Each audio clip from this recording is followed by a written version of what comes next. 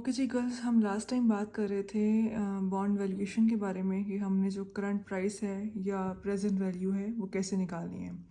तो उसी कॉन्टेक्स्ट में क्वेश्चन नंबर 24 में स्टार्ट करने जा रही हूँ। Let's start the question.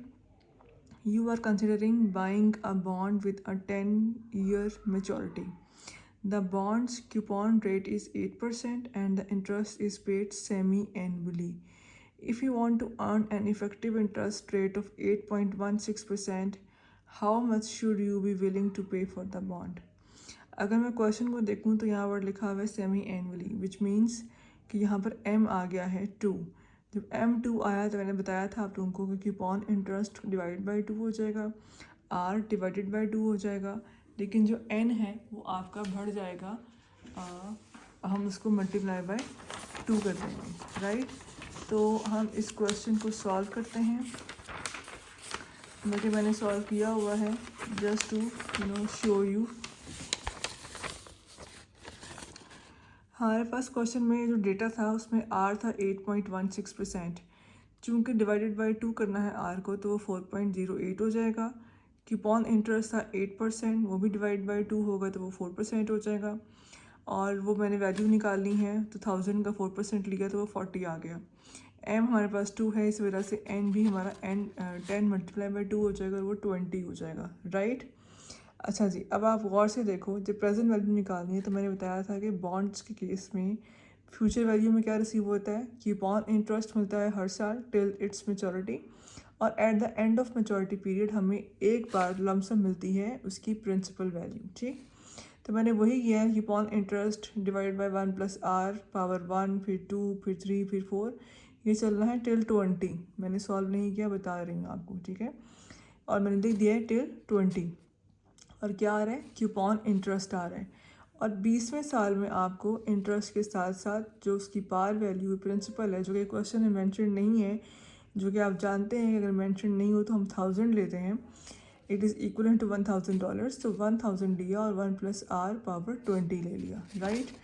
जब मैंने यहाँ सॉल्व करना है, if you want to solve it this way, क्या करेंगे आपने 40 जो कि कांस्टेंट है डिवाइडेड बाय 1 प्लस 0.0408 पावर 1, फिर 2, फिर 3 टिल 20। आप इसको 20 बार लिखेंगे, राइट, कूपन इंटरेस्ट वाली साइड को। इंटरेस्ट सेगमेंट ख़त्म हो गया। अगला क्या है, principal plus 1000 divided by 1 plus 0.0408 power 20, वही आर है यहाँ पर, ठीक। जब आप सॉल्व करेंगे तो you will get the answer of its present value. मैंने सॉल्व नहीं किया but I will advise you कि आप सॉल्व करके देखें क्या आंसर आता है। द अदर वेज मैंने और लिख दी है, it is completely your choice कि आपने किसको फॉलो करना है। मैंने इसमें यहाँ पे लिखा है और हम प्रेजेंट वैल्यू निकाल सकते हैं किस तरीके से, with the help of the formula of ordinary annuity और प्रिंसिपल, ठीक है। जो ऑर्डनरी एन्युटी वाला फॉर्मूला है that will deal only with your coupon interest. तो इंटरेस्ट वाला सेगमेंट ये है और प्रिंसिपल वाला सेगमेंट ये है।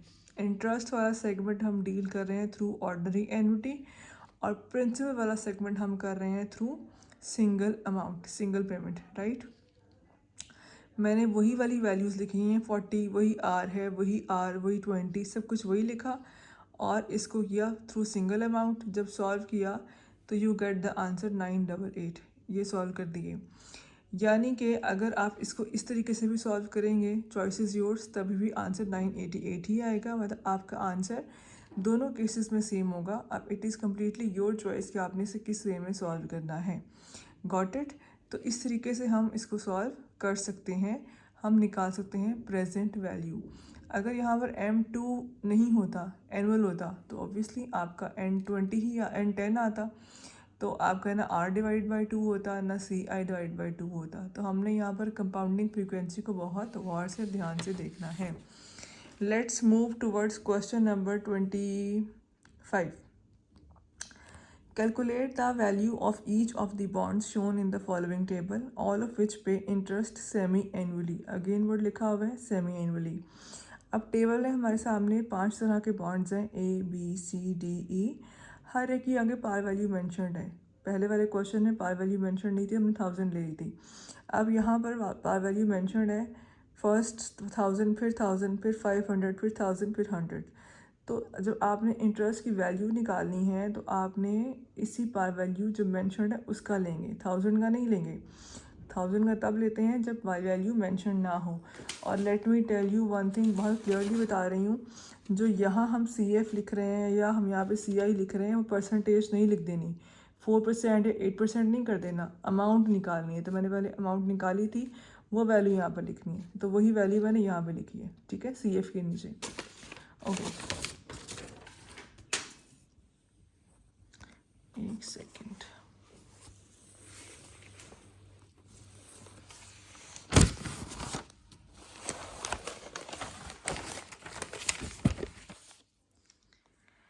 हाँ जी, हमें वैल्यू निकालनी है। आगे कीपॉन इंटरेस्ट रेट मौजूद है, रेट से हमें कीपॉन इंटरेस्ट की वैल्यू निकालनी है। ईयर्स टू मेचोरिटी यानी कि N है, रिक्वायर्ड स्टेटेड एनुअल रिटर्न यानी कि R है। सारा डेटा गिवन है, आपको इसी वे से उसकी प्रेजेंट वैल्यू निकालनी है। अब again it is your choice कि आपने इसको एन्युटी वाले फार्मूला से करना है या मैनुअली करना है, दोनों वेज में ठीक है, कोई मसला नहीं है, ठीक है।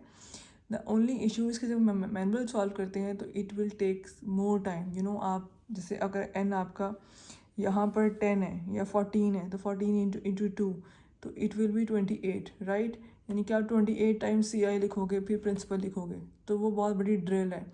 तो हम इसलिए उस ड्रिल से बचने के लिए एन्युटी वाले फार्मूला को प्रेफर कर देते हैं अगर हमारे पास टाइम शॉर्ट हो।